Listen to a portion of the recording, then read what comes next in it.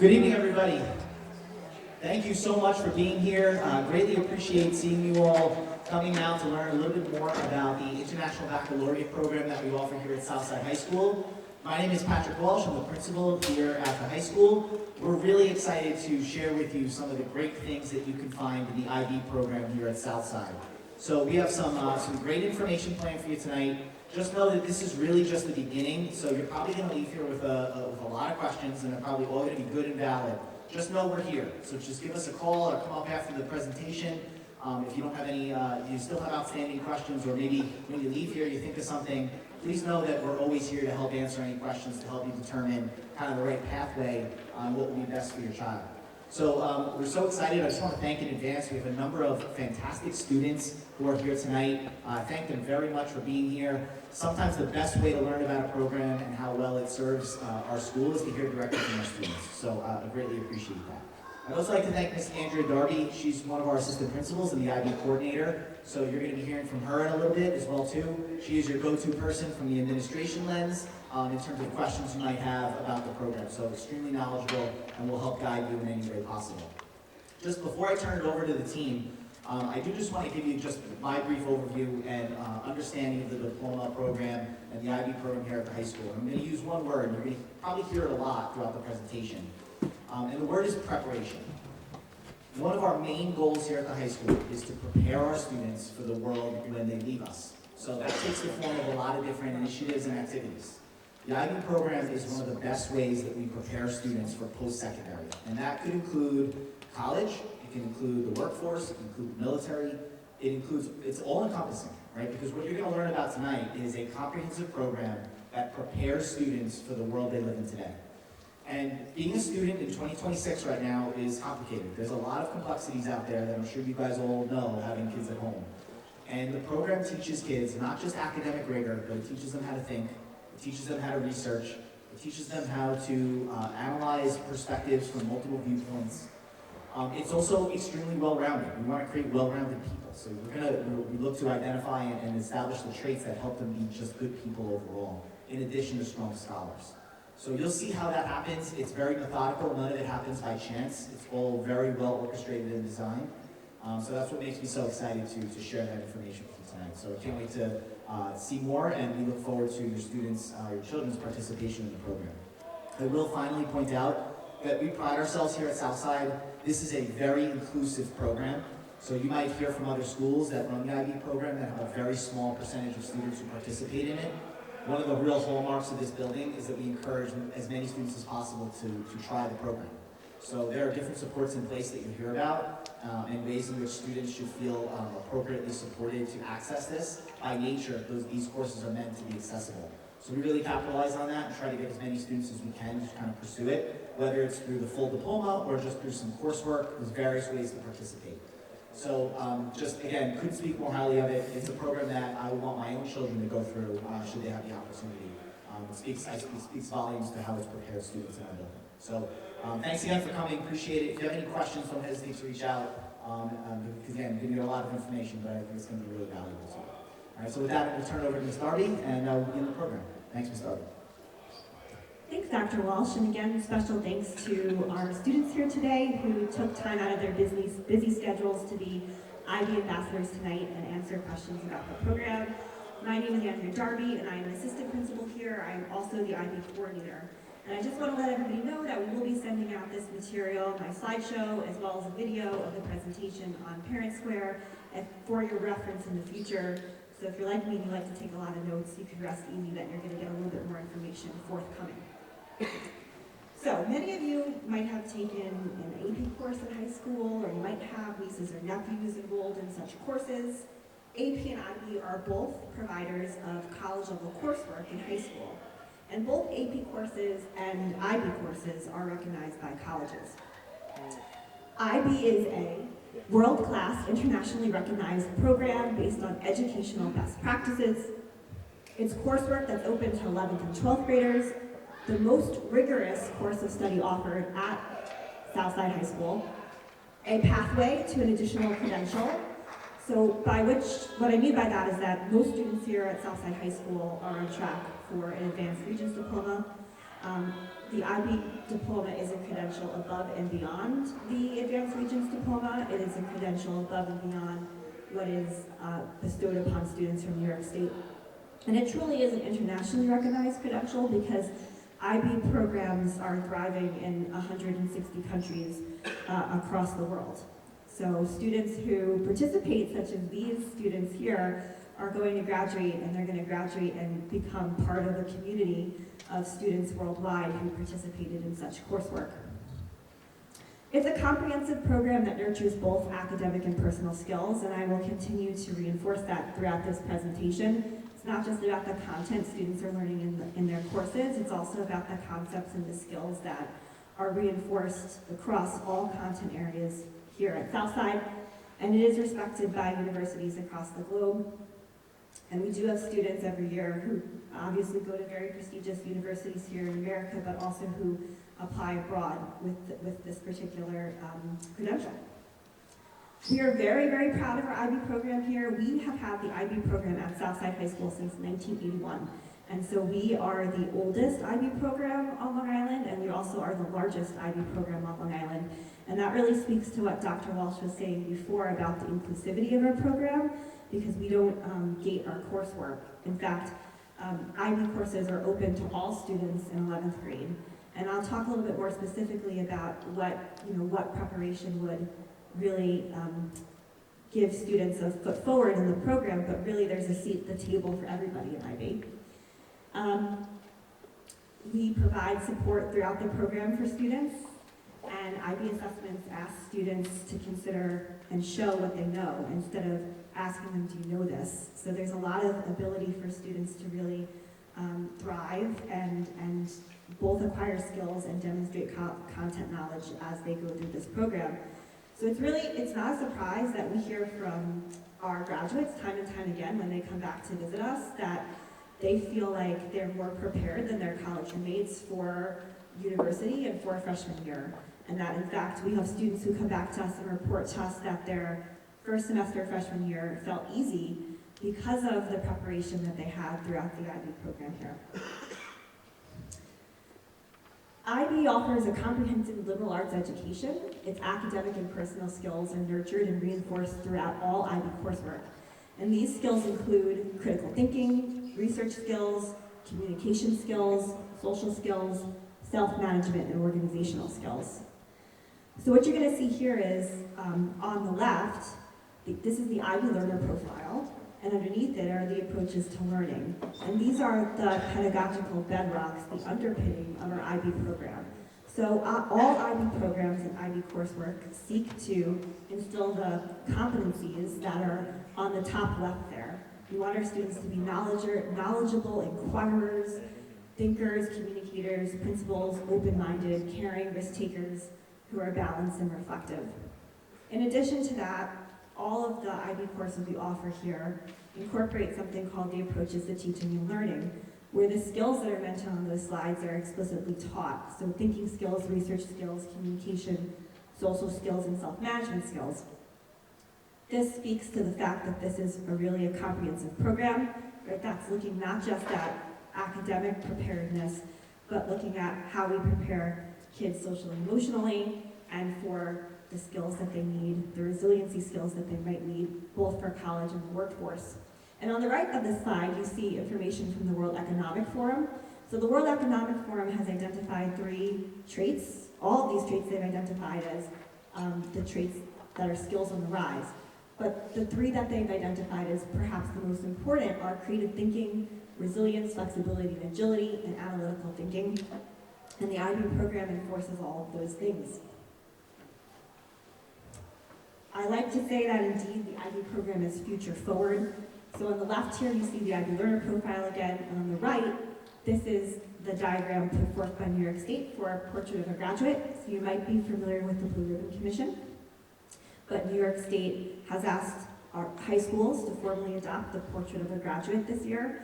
And these are the competencies that New York State wants all graduates to leave high school with. Notably, they want students to be creative innovators, critical thinkers, effective communicators, global citizens, reflective, and academically prepared. And you can see on the left that those are indeed very similar to the competencies that are identified by the IB learner profile. And so we're very well positioned here as we shift to the Blue Ribbon Commission to prepare students for graduation and post-secondary readiness because of our adoption of the IB program. And since we've had it since 1981, our faculty are very well versed in both preparing kids for the assessments and delivering instruction. So good opportunities here that we're going to have more students talk about. Okay, so why IB at Southside? We know IB at Southside is excellent preparation for college, and we know that because really these are the 4 points I like to drive home. One is that there's an emphasis on writing across the curriculum. The students tonight can tell you that they don't just write in research and English class, but they do write in all of their courses from math to science to film. In addition to that, there's a portfolio model of assessment. So official IB scores are not based solely on a singular exam taken at the end of the course, but rather on multiple assessments, some exams at the end of the course, and some written papers or multimodal presentations, oral presentations that are completed incrementally over the course of their junior and senior year. So that's very different from a more standard model where students might sit for an exam, like an AP exam, and then they earn a score out of 5 based on that 1 3-hour sitting. Students who are doing IB coursework are evaluated by the IB across a portfolio of assessments. So all the students here in their 2-year courses started the coursework in junior year, some of which might have been completed in junior year, and then they continue on doing that coursework, and there's multiple touch points in which students are assessed. In addition, I mentioned this before, but IB assessments themselves provide students with an opportunity to show what they know. So instead of a singular multiple choice exam that asks students, do you know this, and looks for one correct answer, IB assessments provide space for students to show the full breadth of their knowledge, often with choice in what questions they answer and how they answer them. And lastly, there's a focus on content, concepts, and skills, which is really important because, when your students leave Southside, they might not encounter Hamlet or the Cuban Missile Crisis in an English or history class again at university, but they will encounter the concepts of perspective and causation, and they'll know how to discuss these because of their excellent high school experiences. So it's not just about the content learned and can you recall the content, but that critical thinking and that agility, that mental agility that we want students in the 21st century to have.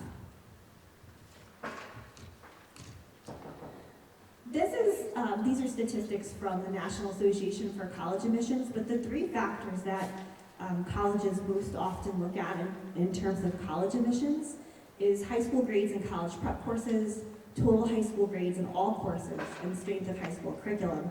We're really proud here because we offer college preparatory courses in the form of our IB courses, not just in our core content areas, so not just mathematics or science or English, but across all content areas, including what other schools might consider elective areas. So we offer IB coursework in 5 arts classes. We have theater, music, visual arts, film, dance. Did I miss that? I think I got them. And we also have other electives like IB business. And so students have opportunity here to take ample college preparatory courses as they prepare for university.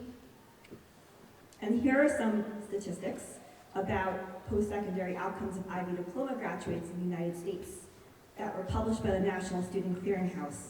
So I tell families and students time and time again, what's so valuable about IB is the preparation, as Dr. Walsh is saying, of these students, but it transfers when they go off to college because students who participate in IB coursework are more likely to enroll in college at greater rates. They're also more likely to persist in college at greater rates. And persistence measures the percentage of students that go on from freshman year to sophomore year.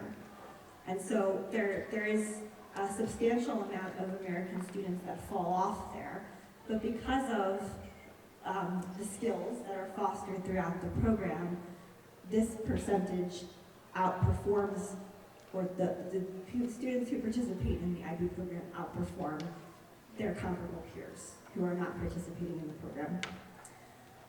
Also, 60% of all students who participate in the IB Diploma program graduate, or sorry, 64% of all DP graduates, those are students who participate in the IB program, enroll in a four-year institution immediately after high school and graduate within 4 years. And by comparison, the national four-year graduation rate is 49%. So I just pushed into all of the sophomore classes with this group of students, and I was talking to sophomores about course selection. And I asked them how many years on average does it take to graduate college? And everyone said 4. And I said, really, the average American student takes closer to 6 years to graduate college. And so clearly there's a disadvantage there, both monetarily, 6 years, and also that you are now looking at being 24 instead of 22 when you exit your undergraduate experience. So again, IB students, we're very proud of them for persisting in college and grade rates, enrolling in college and grade rates, and graduating on time in grade rates.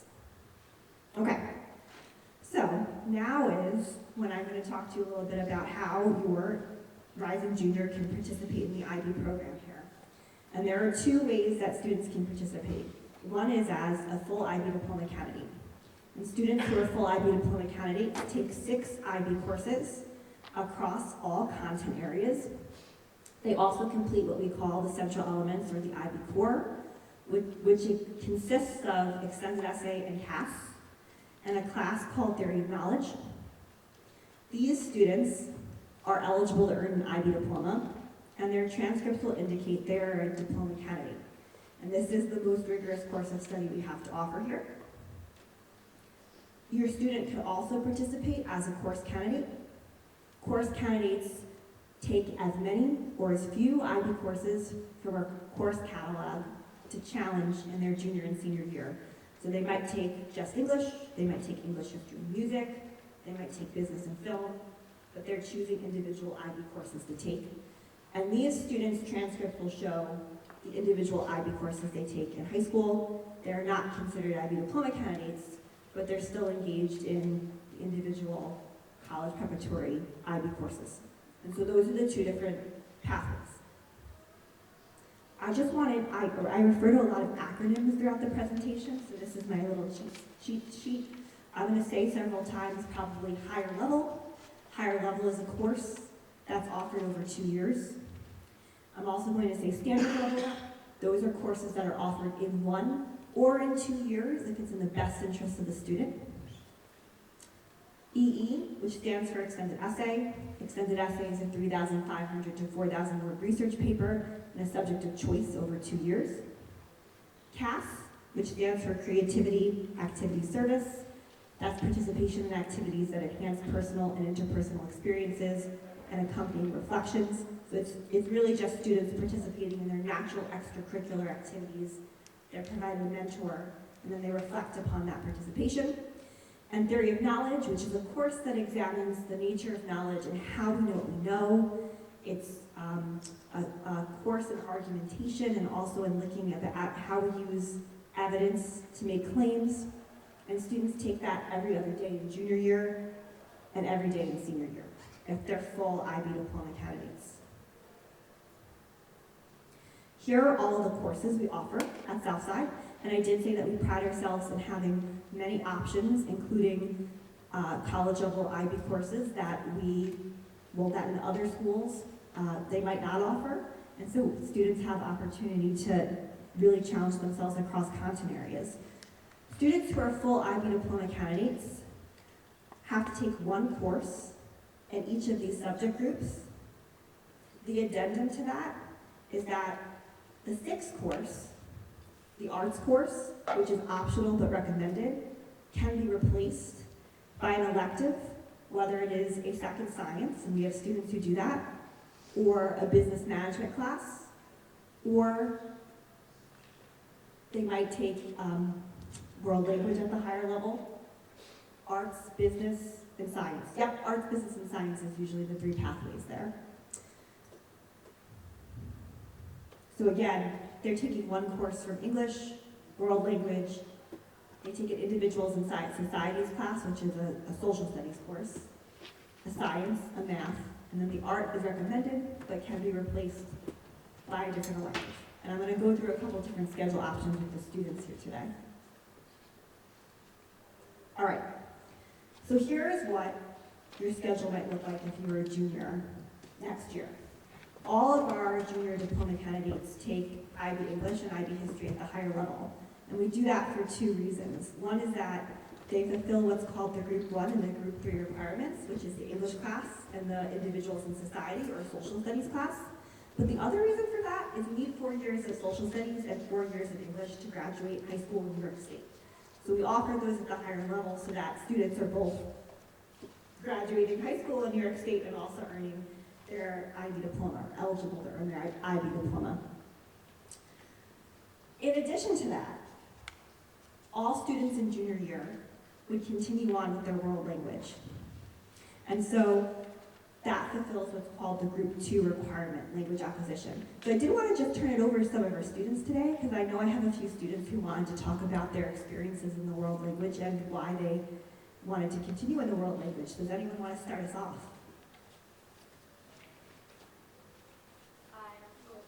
Gotta turn it on, Izzy. Hello? Hi, I'm Izzy. I take Spanish. I really like Spanish. And this year, I think it's really important to take Spanish because since I'm in the full IB program, I can apply for something called the Seal of Biliteracy, which basically tells any job or whatever sort of thing you're applying to that you're sufficient in another language. So that was a really good outcome, I think, I got out of my Spanish class. Hi, I'm Kate. I'm a senior. I take French, which is definitely, I would say, like the less common option, but there's still a good amount of kids that take it. And I found it personally very useful while applying to college because I'm applying as a political science, political economy, etc., international relations major to a lot of schools. And a lot of them, especially in the business sphere, in Africa and other countries like that, French is very big, and just even having that level of proficiency, they're definitely happy with. And I didn't apply to that school, but I know McGill, for example, considers IB French to be fluency. It's just I think it deters a lot of people from doing the full diploma, but it's really not that much more work, and it's gonna benefit you in no matter what, being able to speak more of a language. Yeah, also I want to say something about that. I know a lot of my friends aren't full IB because they don't take a language, which I definitely would say gosh, you're junior to take Spanish, and because it's just not worth it to take all the IB classes and not get a diploma just because you don't take the language. And I know that may be a deal breaker for some people, but I would just really recommend taking it. Thanks, guys. I just want to piggyback on that. So Kate mentioned that McGill University was taking IB French as proficiency. So what that means is that most colleges look for students to show proficiency in a world language. And that demonstration of proficiency might come in a variety of ways, but one way might be having taken IB French or IB Spanish in high school. Another way might be passing a proficiency exam. But if you stop your coursework, your world language coursework in 10th grade, then that becomes more challenging for students to access when they go off to college. So thank you.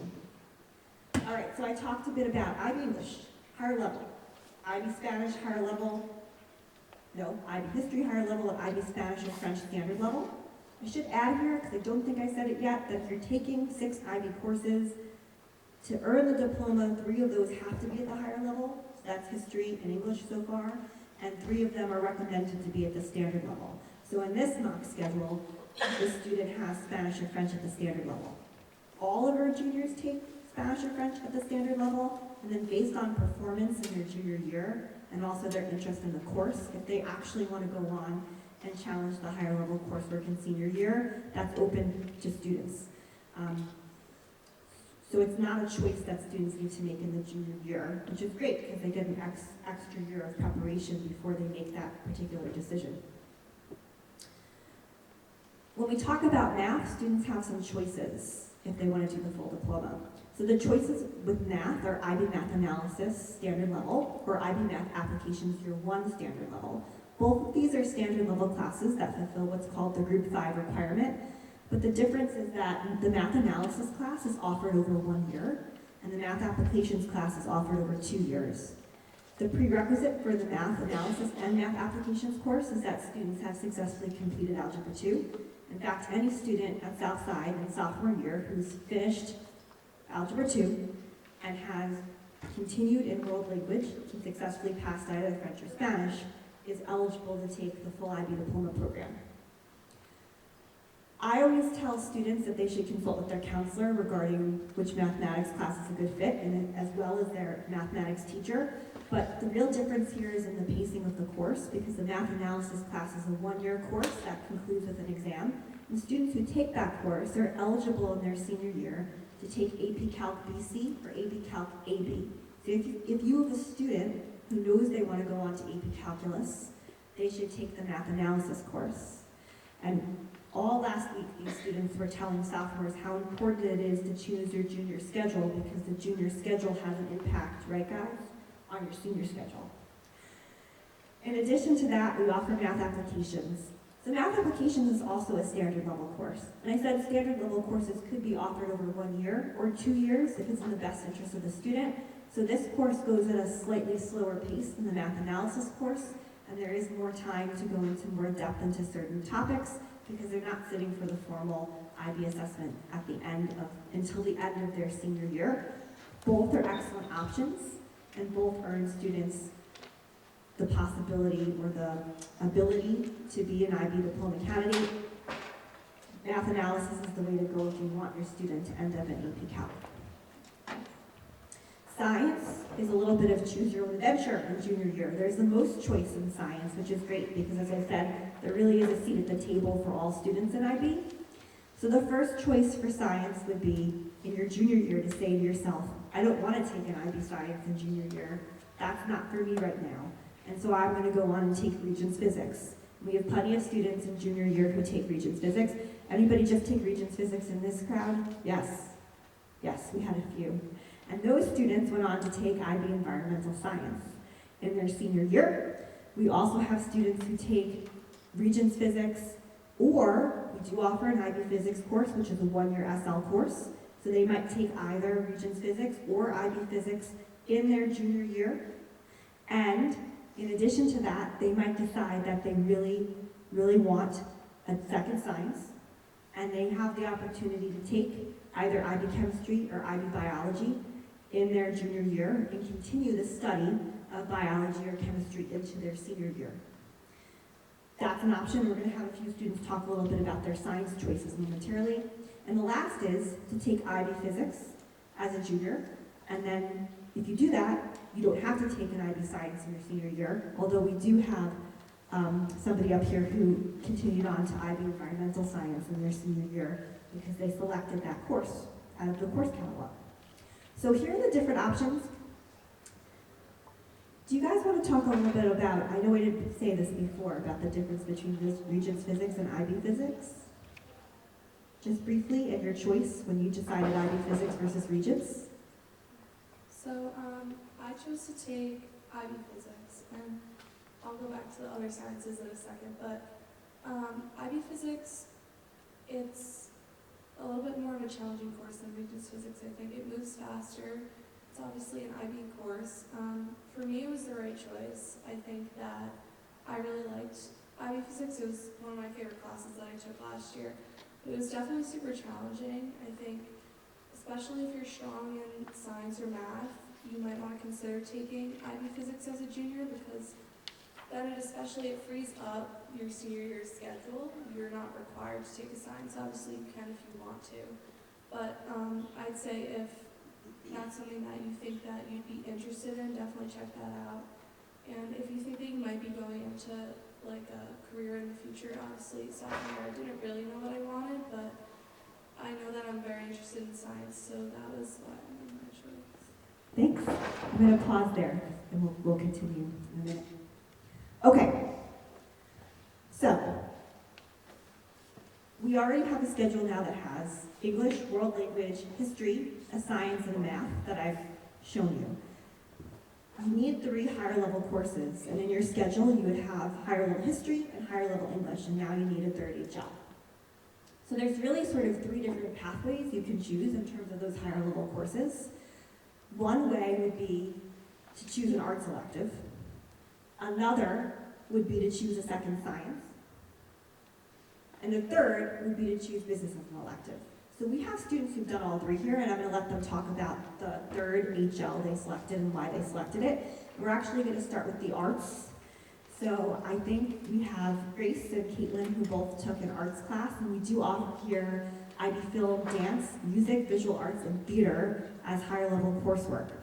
So do you guys want to talk a little bit about how you selected your third HL and how you selected it? Yes, so my name is Grace. I'm a senior here. My third HL was IB Music, and I chose because I've always been interested in music from a young age.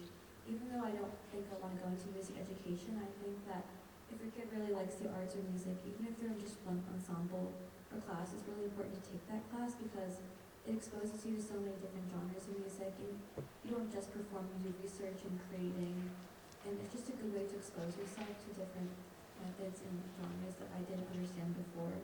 And overall, I'm just really happy with the choice because it's a very unique class where it's very interactive too with different students, so I just think that everyone should take it if you're in an ensemble. Hi, I'm Caitlin, and I'm a senior, and I took IB Visual Arts. And so I took the class because I wasn't sure what I wanted to do in college, and I really enjoyed art in the years prior. And I would definitely say take the class if you like art, if you want to be creative.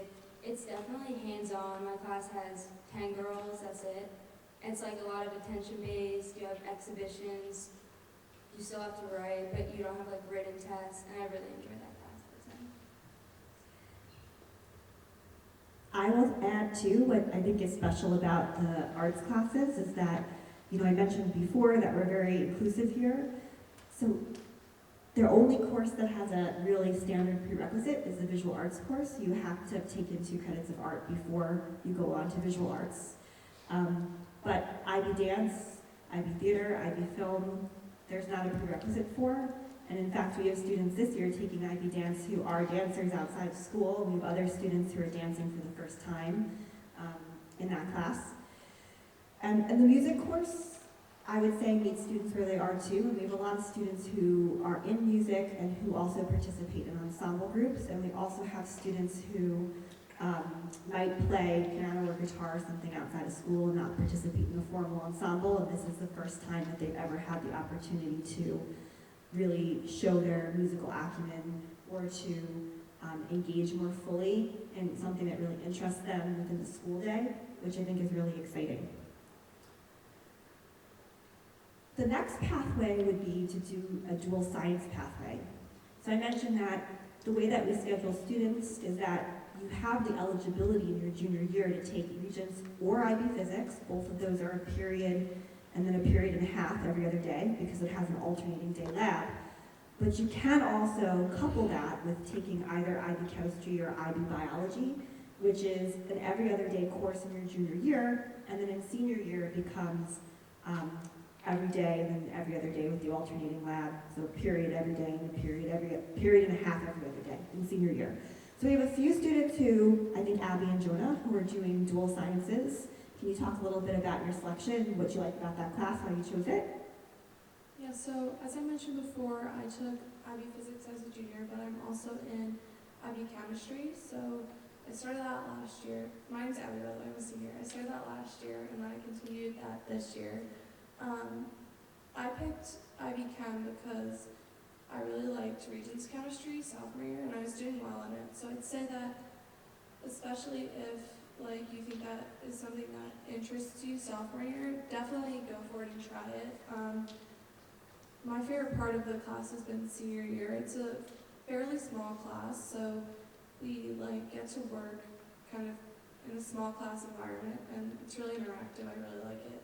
But the thing that I also decided to do was I took higher level physics as a senior, so I took 2 years of double science, and it's definitely difficult and it's not for everybody, but I'd say that it's something that really interests me, so it's something that I'm wanting to put my time into. So personally, it was definitely the right choice. I think it's really interesting, and the teachers are really great, so they'll answer whatever questions you have, and it's just really interesting to learn from them. Hi, I'm Jonah. I'm also a senior, and I took physics SL in my junior year, and I take biology HL this year. I was really drawn to biology because it's just always been, an interest of mine. I enjoy the living environment quite a bit. And yeah, I would definitely say anyone who did well in either chemistry or living environment in freshman or sophomore year should really consider an IB science course in some capacity. Thanks, Jonah. Yeah. So we've heard from two different pathways at this point, arts and the sciences. How about the third pathway? So that would be students who have taken business as a third HL, because we do offer business management. It's a popular course at the higher level. So I think Kate and Izzy both take that. Do you want to talk a little bit about it? Hi, I'm Izzy. I think I already said it though. I take IB Business. I took art my freshman and my sophomore year. So coming to IB Business, I literally have no background. And a lot of the kids who started to take IB Business junior year, they had already taken other courses like freshman and sophomore year, like marketing and I think career financial management. But I am really grateful that I decided to take business even though I had no background in it because I'm ending up majoring in marketing when I go to college.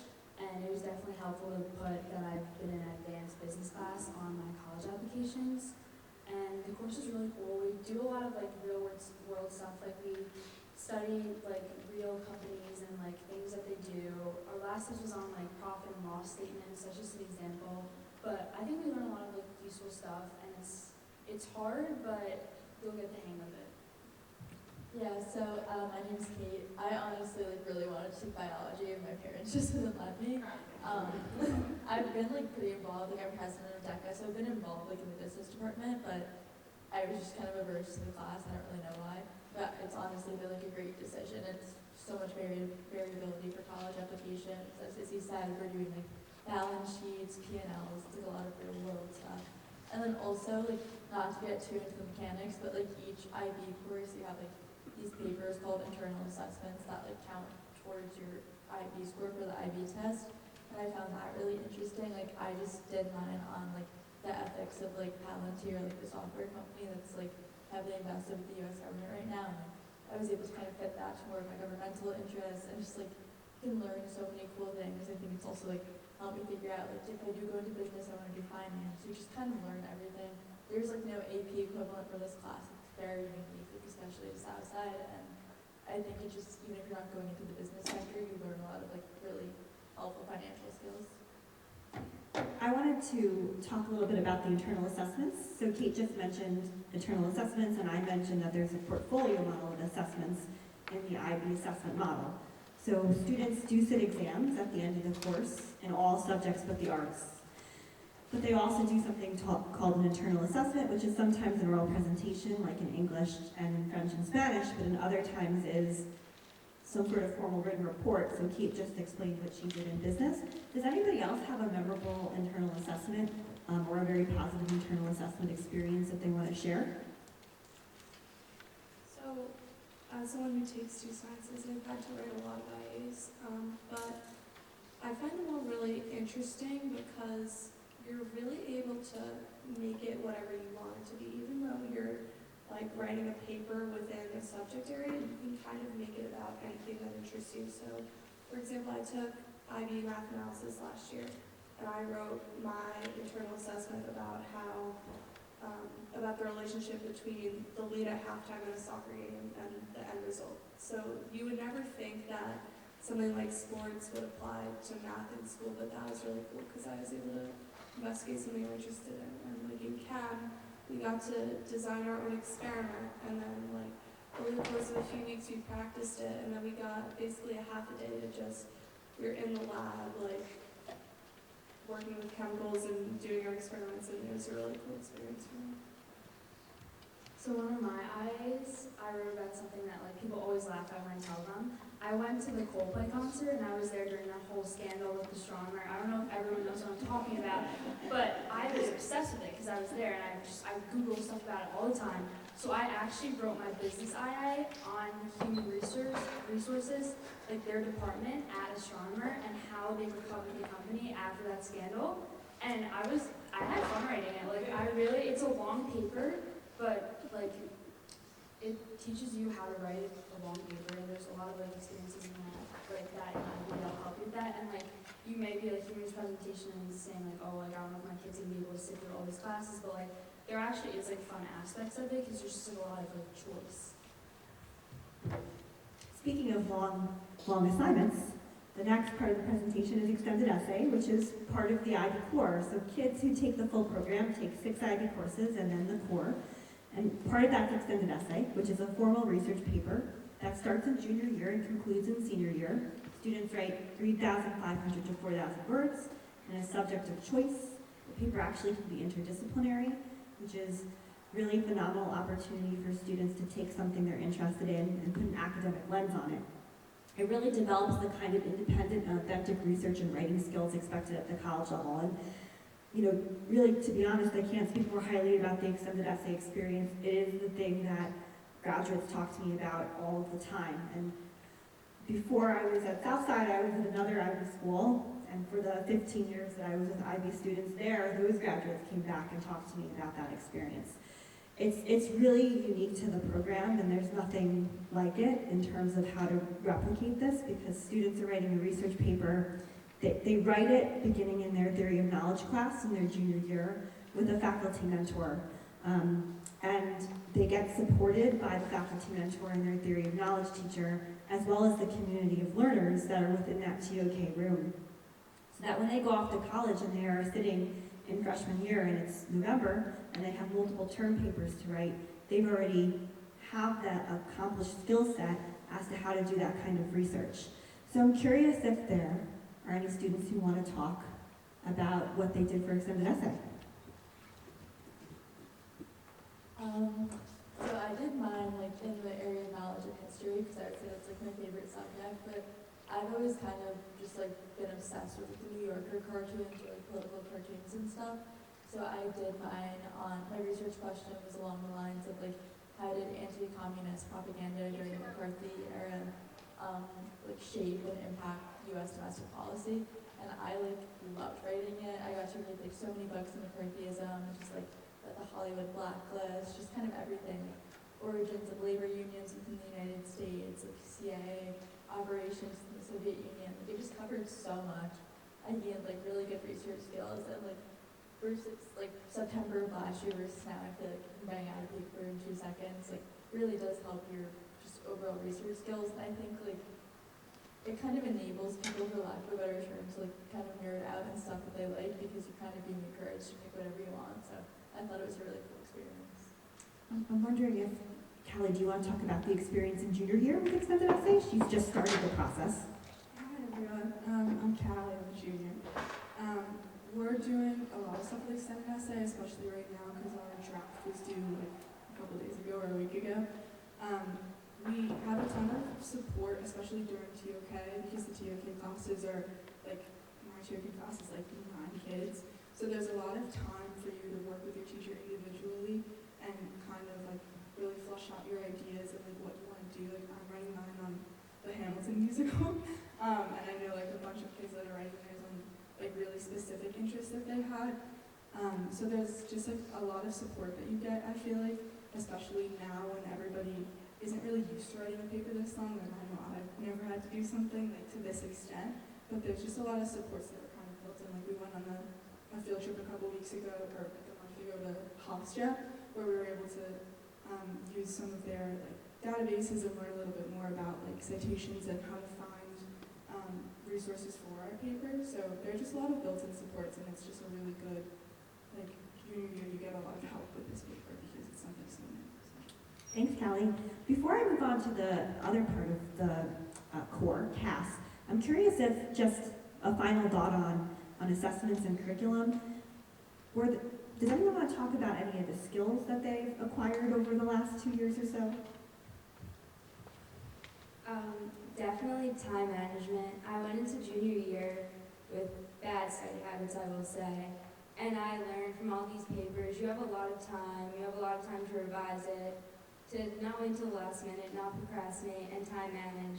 And now as a senior, I feel like I've really developed those skills, And like I just had an HL essay due for English, and I like wrote it in a few hours, got it done right away, and then gave myself a lot of time to revise and edit.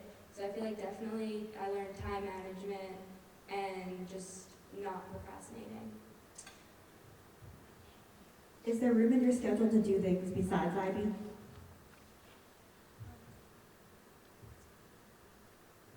Yeah, I'm a full IB candidate, and I definitely have room. I do wind ensemble, which is a music class.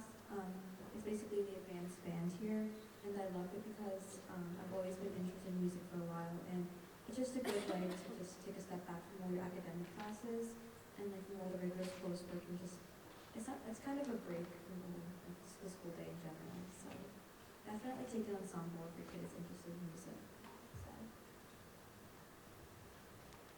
I'm also in an ensemble, so I think it just really goes to show you that, like, obviously that IB arts are an option, and they're all great classes, but even if you're looking to challenge yourself in, like, science or business, there's still space and time for you to explore other interests. And I think the arts program here in general is amazing. Like, some of my favorite teachers have been in the arts department. They're really understanding of how difficult of a day we're all taking, especially with IB, and just going to wind ensemble every day, it's just fun. It gives me like a break from just sitting in a traditional classroom, and I'm able to just spend 40 minutes doing something that I really enjoy. So it's really nice. Abby, I'm going to leave it with you for a minute because I'm going to talk a little bit about creativity activity service, which rounds out the program. And as I said, it's really students who are reflecting on their extracurricular activities. Quite literally anything that's creativity, the arts, or other experiences, activity, physical exertion, or service, which is engagement with the community. Do you want to talk about your CAS project this year? Yeah, so for my CAS project, me and 3 of my friends were building a little free library, and we're putting it at Riverside School. So all 4 of us went to Riverside. We had a great experience there. And that's kind of where our idea stemmed from. We really wanted to give something back to the community there because we loved it so much. So for people that don't know what a little free library is, it's kind of a small like box where you can kind of take a book, leave a book, and I think it's something really cool, especially because I love to read. So we've already, we built the structure from scratch, we've painted it, and then we're gonna install it at Riverside School. Izzy, do you want to add anything? So for my CAS project, me and 2 friends are making a cookbook, and it's consisting of a bunch of like allergy-friendly recipes because we have a friend who has like several allergies and they're like severe allergies. So we thought it'd be a fun activity to do to create some recipes that she'd be able to eat. And also we know this is like a big, obviously a lot of kids have different types of allergies and sometimes that's like overlooked. But we kind of thought about it during Halloween when a lot of Rockville Center houses had like the purple pumpkins, which is like had the allergy-friendly Halloween treats where it was like toy and stuff. So that would be like really fun. We started coming up with some of the recipes, but we haven't baked them yet, so I guess we'll see how it turns out. Hopefully it'll work. If not, we'll have to do trial and error and like redo that. That's really mine. The last part of the core is the theory of knowledge class, which runs throughout the program in both junior and senior year. So guys, what do you think about theory of knowledge?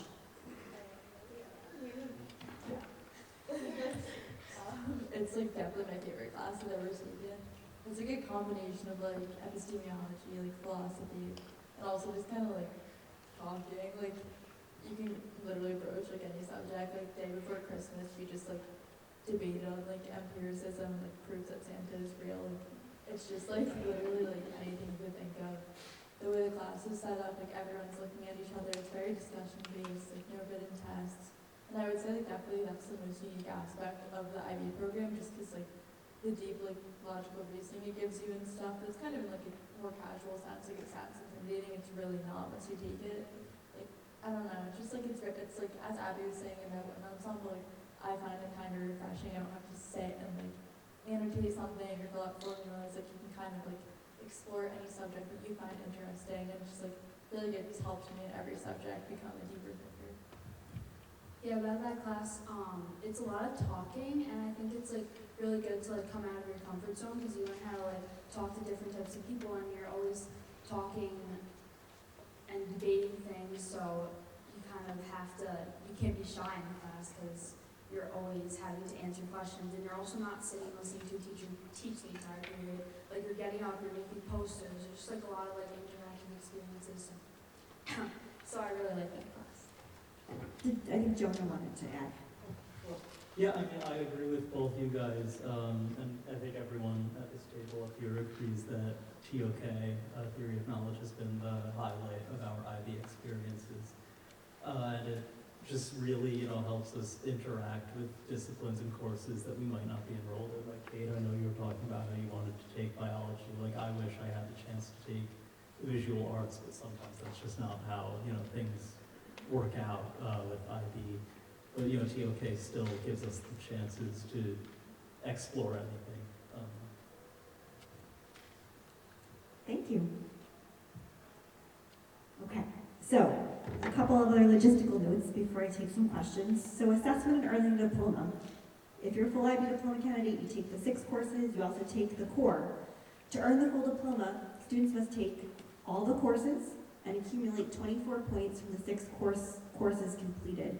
So IB courses are formally evaluated on a scale from 1 to 7. And so in their senior year, upon completion of all of the coursework, the IB issues whether or not students have earned the full diploma. But I want to go back to the word that Dr. Walsh used at the start of the presentation, which was preparation, because really at the end of the day, what IB does is it prepares students for their post-secondary life. And the value of the IB program is not in whether or not the student earns a diploma, although that's wonderful and we want students to earn the diploma, but it's in all of the coursework that they've taken and all of the concepts and skills instilled pursuant of that diploma. Statistics will show that even students who don't earn the diploma persist in college and grade rates, graduate on time and grader rates, and enroll in college and grader rates than their non-IB peers.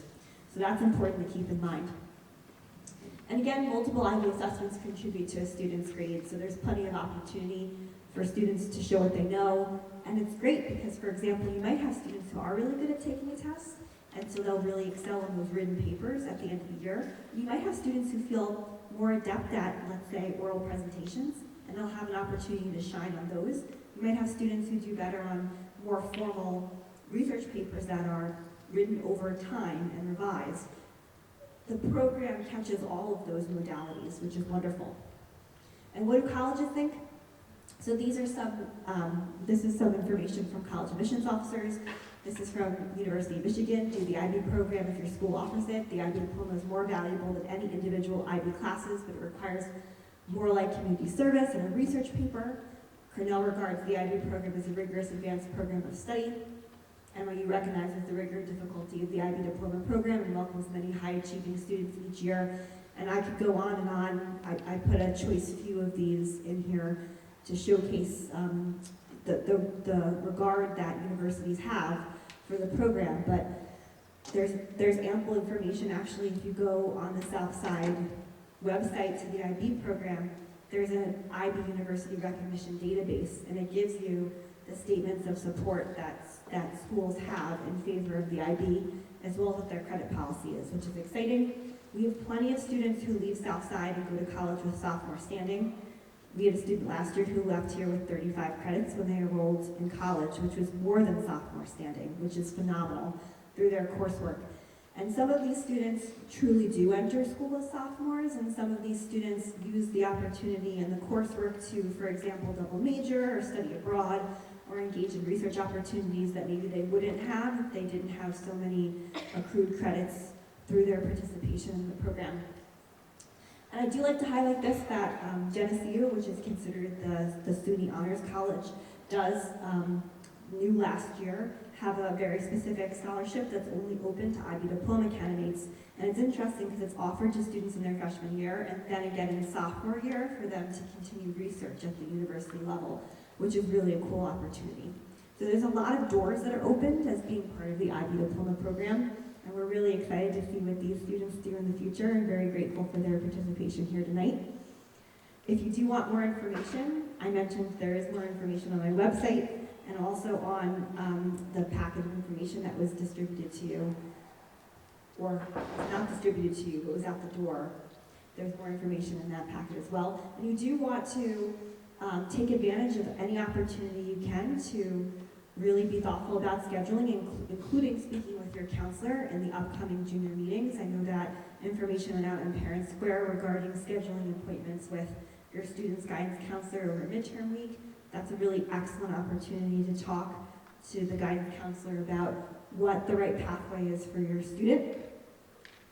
And here's some more contact information, but I would like to be able to take some questions. Does anybody have any questions about the IB program that I can answer? Yes? Hi, thanks so much. This is great.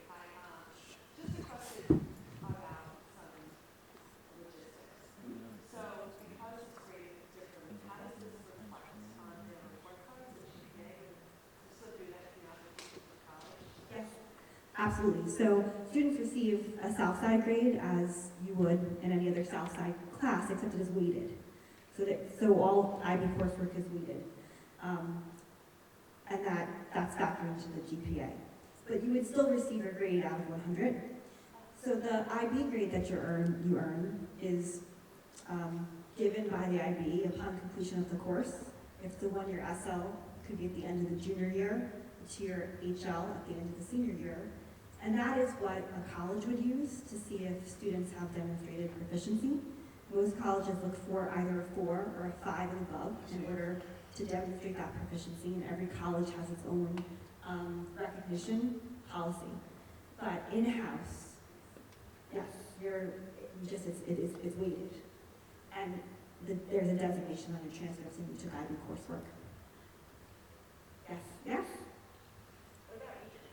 So, like, if you Yes. in 11th grade, they have to take regions in English, right? So that they take regions in January and whatever it is. Like, was that? So our Regents coursework Or are is they on the regions now? So our Regents coursework is integrated in the IB curriculum. So what's really great about IB is it's a framework of learning, and it manifests differently in different settings, which is why it can be in 160 different countries.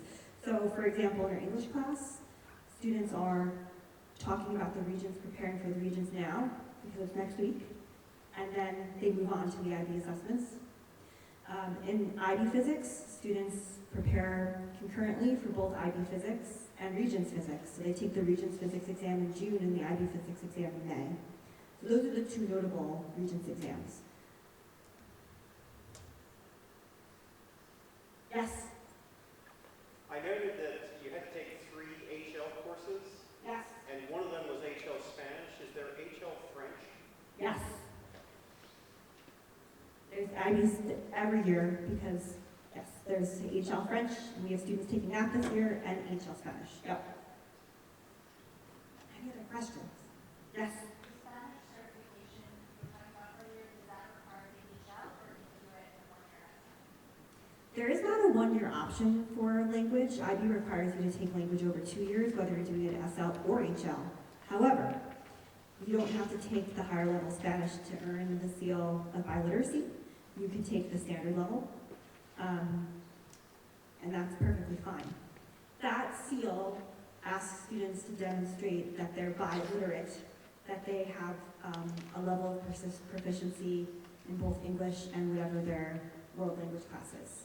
So it doesn't matter which level you engage in. You can earn the credential either way. Yes? And the English and social studies are still co-seated, right? There's a co-seated option, yes. Or is it option or? Well, so they're co-seated. The Regents class is co-seated with the IB course, yes. So they're not separate? There is a separate standalone class. Yes, but we encourage students to take the IB course, because what I would say is that, oh no. Yeah. The majority of our students here at Southside take IB history and IB English, the vast majority. So, yeah, yes.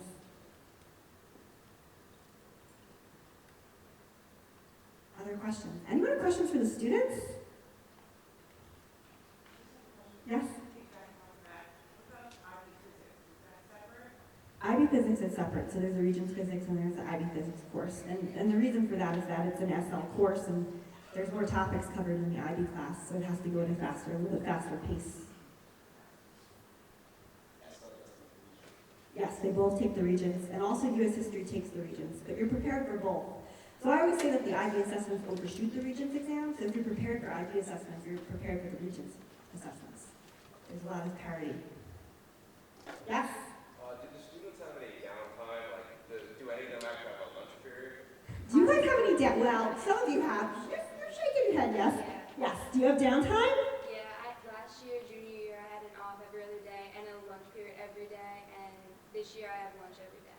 Yeah, one day I have fifth off, and then the other day I have ninth off, and also, I think that most of us do sports. Like, I did varsity cheer junior year, which is like a lot of time commitment, and I did a sport every season junior year, and I was fine. It's like a lot of work, but you also have time to do other things, and this year I did cross country. Last year I didn't have a lunch or anything, but that was also because I chose to take a psychology elective, like just in case I chose to take IB psychology, which I didn't, but this year I have 2 off periods every day, so. I want to say too that your student's counselor is going to recommend that your student takes a lunch because we care about workload and well-being, and some students may have decided that they don't want to take the lunch, and that makes sense for them. But you can do the full IB diploma with a lunch period and taking an additional elective. So we have 3 students up here who took a performing group as their additional elective, and it all fits into your schedule. We are very cognizant of workload. One of my roles as IB coordinator is to keep an internal calendar of assessments, so I can think about balance and when and where students are completing official IB assessments. And the teachers work together as a team. So just yesterday I was having conversations with faculty where one faculty member essentially said that they wanted to delay introducing something so that another faculty member was able to give ample time to that particular assessment. And we can do that because we work together as a cohesive program. So it's something that's front of mind for us throughout the entire year. Yes? If my first language was to be Spanish, what would happen? Can I get a language section and get another sort of class, like extra math? You get a language exemption because your first language is Spanish. You have to have 2 languages to be part of the diploma, but I will talk to you about that because that's what makes the difference. Yes, but we can talk. These guys count. Other question? Another question over here? Yes? This slideshow that you just presented to us, is this also available on the website? So it's going to be disseminated on Parent Square soon. So you'll get a PDF of these and as well as a recording of this presentation. Yes, for reference. Yes. Have any of the students taken like the college credit courses like marketing or any of those with their IB? And how does that fit in the schedule? I'm having some head shake. So do you guys want to talk about that? Yes, no? So they are both saying that they took college level classes in sophomore year.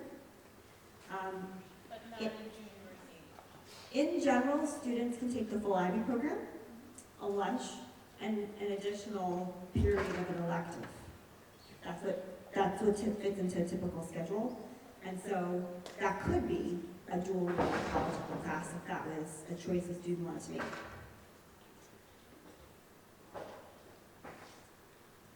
Yes? I have a question about how the model works. Can you talk more about what that looks like? So you're saying that kids that are taking Regents level classes and the IB are in the same classes. So how does that? So, as I mentioned, the IB assessments overshoot what's going on in the Regents assessments. And so Regents students, the instruction is differentiated, so they might have modified assessments and different grading criteria so that they're presenting their knowledge at the Regents level. They might have a shorter reading assignment that they're engaged with in the English class. So the work that's presented is similar, just the assessment is different? Right, so you're reading the same book as your IB peer, but the coursework is differentiated or scaffolded.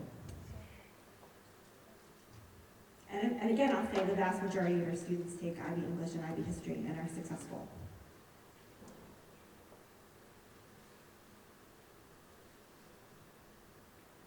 questions? All right, well, I'll stick around for a little bit if anybody wants to come by and ask me a question more personally. I hope everyone has a wonderful evening. Again, email me, you can give me a call. The student can come see me. I'm in room 1412 or go see their guidance counselor if they want more information about the program. I want to thank the students again for being ambassadors and talking so much about the program so eloquently. And I hope everybody